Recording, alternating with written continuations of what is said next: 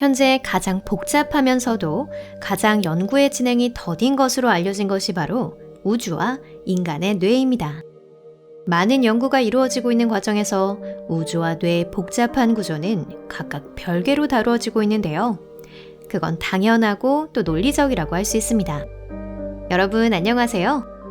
하지만 천문학자 프랑코 바자와 신경외과 의사 알베르토 펠레티의 새로운 연구는 우주와 뇌를 전혀 다른 시각에서 볼 수 있게 해줍니다. 그들의 공동 연구는 우리 우주가 거대한 사고적 생물일 가능성을 시사하고 있습니다. 그렇게 되면 즉, 우리는 누군가의 머릿속에 살고 있다는 것일까요? 여러분, 여기는 토픽입니다. 이 주제에 관심이 있으신 분들은 긴장을 푸시고 편안한 마음으로 시청해주세요. 그럼 시작하겠습니다.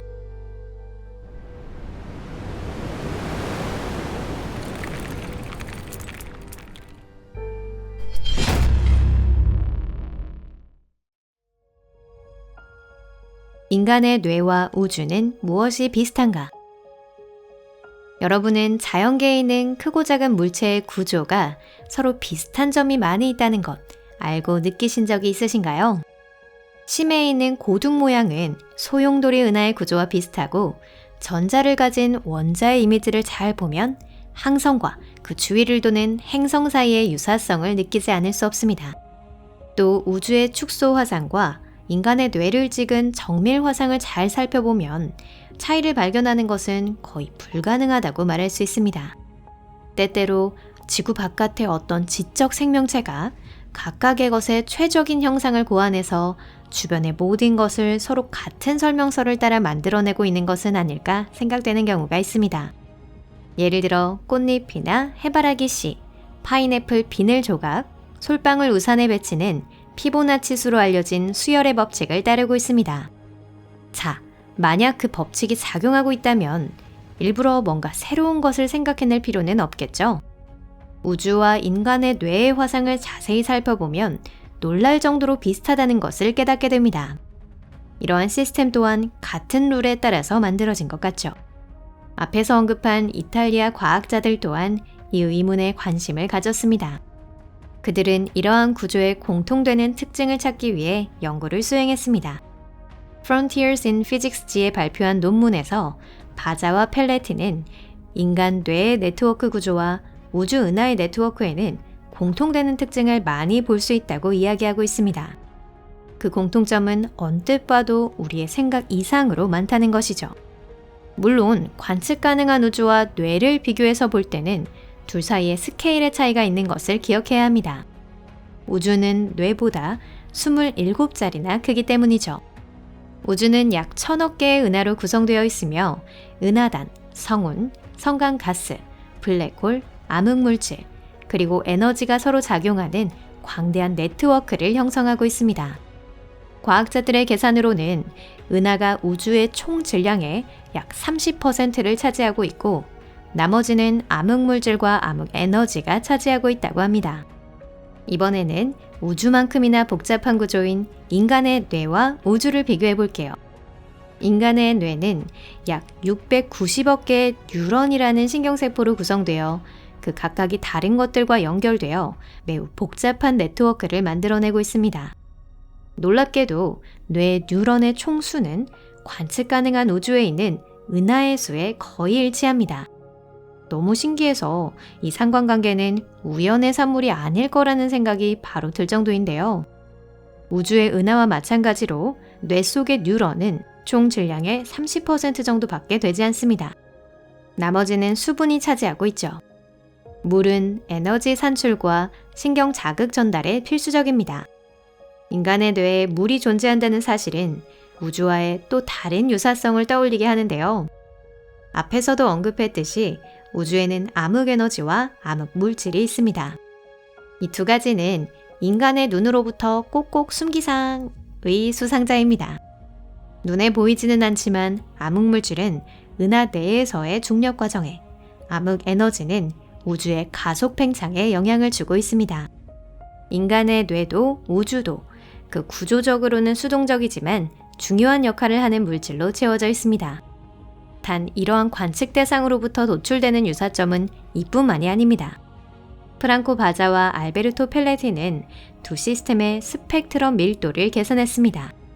이 방법은 우주 분야에서는 은하의 공간 분포를 조사할 때 많이 사용되고 있습니다.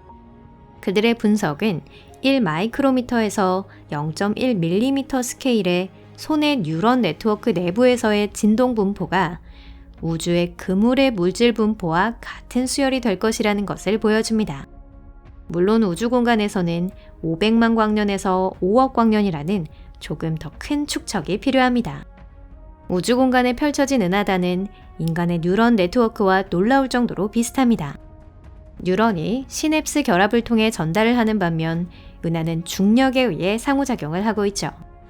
매크로 화상에서는 우주가 얇은 거미줄로 덮여 있는 것처럼 보이는데 어째서인지 이는 정보를 전달하는 신경세포의 긴 돌기인 축삭과 놀라울 정도로 닮았습니다. 우주의 구조와 계층은 인간의 신경계 조직과 비슷합니다. 그것을 조금 더 염두에 두고 유사점을 비교해보면 기분이 이상할 정도랍니다. 인간이 우주의 축소본과 같다는 생각이 드는 거죠. 우리 몸은 수십억 개의 작은 단위로 구성되어 있습니다. 만약 신경세포가 어떤 형태든지 의식을 가지고 있는데 우리가 그것을 깨닫지 못하고 있다면 어떨까요? 즉 우리는 우주 속에 살고 있는 동시에 우주가 통째로 우리 안에 있다는 것입니다. 우주의 의식은 있나? 바자와 펠레티의 논문을 고찰하다 보면 논리적으로 또 다른 의문에 도달합니다. 우리의 뇌가 사고하고 복잡한 생체를 제어할 수 있다면 우주의 구조와 인간의 뇌가 비슷하다는 것을 생각했을 때 우주 또한 의식을 갖고 있는 곳은 아닐까요? 우주가 의식을 가지고 있는 생명체라는 생각은 결코 새로운 발상은 아닙니다. 수세기에 걸쳐 철학자나 과학자는 이 물음에 관심을 기울여왔죠. 예를 들어 범심론에서는 물질 세계에 의식이 편재한다고 생각합니다. 이 사고방식에 새로운 자극을 가한 것이 미국 뉴욕대 천문 물리학자 그레고리 마틀로프입니다. 그는 이 주제에 관한 논문을 Journal of Consciousness Exploration and Research지에 발표했습니다. 마틀로프에 따르면 지성은 물리적 우주에서 물질의 보편적인 특징이기 때문에 모든 형태에 존재한다고 하는데요. 하지만 그는 철학적 측면에만 국한하지 않고 자신의 생각 중 물질적인 요소에도 초점을 맞췄습니다. 그레고리 마틀로프는 별들의 움직임을 예로 우주에는 의식이 있고 자기 결정을 하고 있다고 생각합니다. 그는 차가운 별들을 스펙트럼 분석한 결과를 토대로 이 별들이 우주 공간에서 이동 속도를 바꾸고 있다는 걸 나타내는 것임을 깨달았습니다. 예를 들어 저온의 별은 고온의 별에 비해 은하 중심을 도는 속도가 빠르다고 합니다. 마틀로프는 별이 제트라는 형태로 지향성 있는 에너지 방출을 할 수 있다고 생각하는데요. 이는 젊은 항성에서 특징적인 것입니다. 이처럼 천체는 가속이나 감속, 궤도를 바꿀 수 있습니다. 즉, 별은 우주에서 스스로 행선지를 선택하고 있다는 걸까요? 별은 어디로 급하게 이동하는 걸까요? 그리고 어떻게 결정하고 있을까요? 이 수수께끼를 해명하는 데 도움이 되는 것이 먼 곳의 항성의 움직임을 관찰하는 유럽 우주기관의 가이아 망원경입니다. 현재 그레고리 마틀로프는 자신의 연구에 대해 큰 발언을 하지 않고 있으며 그가 제창한 설을 뒷받침하는 결정적인 증거를 기다리고 있습니다. 우리도 그걸 한번 기대해 볼까요? 우주에 어떤 종류의 원시의식이 존재한다는 또 다른 증거는 입자의 양자역학적인 관찰에서 얻어졌습니다. 입자에는 정확한 위치나 형태라는 것은 없지만 관측이 이루어질 때 그것들을 얻고 있습니다. 미국의 물리학자 존 휠러는 물질의 모든 입자에 어떠한 의식이 갖추어져 있고 입자는 그 의식을 원시의식장에서 얻고 있다고 생각했습니다. 그것을 조금 더 생각해보면 물리적인 세계 전체가 지성을 가진다는 것이 됩니다. 인간임에도 불구하고 의사소통이 어려운 사람들이 있는데 말이죠.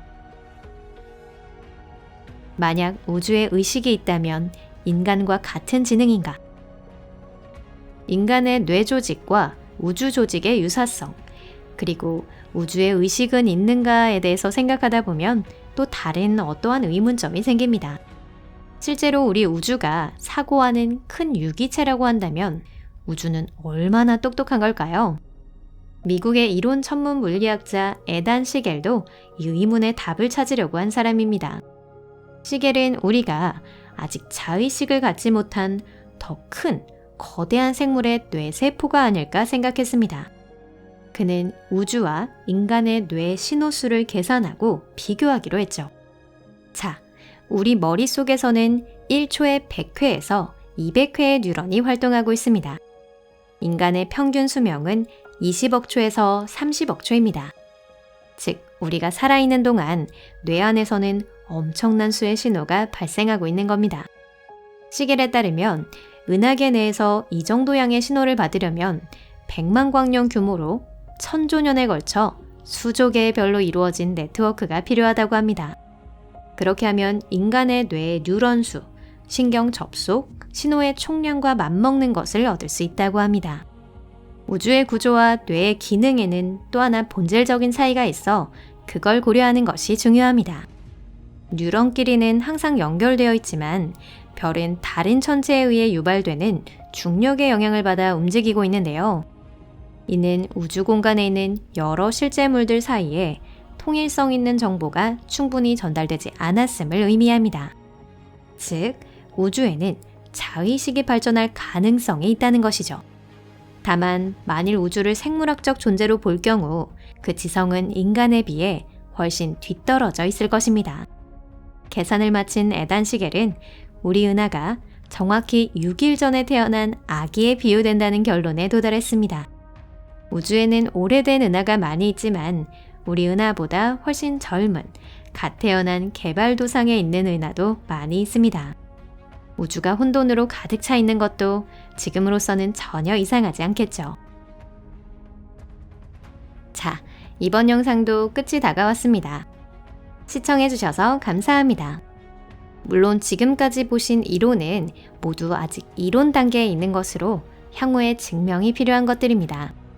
우주가 사고하고 있는지, 구체적으로 어떻게 사고하고 있는지, 그리고 그 과정 속에서 우리는 어떤 위치를 차지하고 있는지, 그것은 앞으로 풀어나가야 할 것입니다. 만약 우주가 정말로 어떠한 지성을 갖추고 있다면 과연 우주는 자기 안에 있는 우리의 존재를 깨닫고 있을까요? 저희와 함께 즐겁게 이 고민을 같이 해주시면 감사하겠습니다. 그럼 잠시 동안의 작별 인사를 할게요. 여러분, 곧 또 만나요. 안녕히 계세요.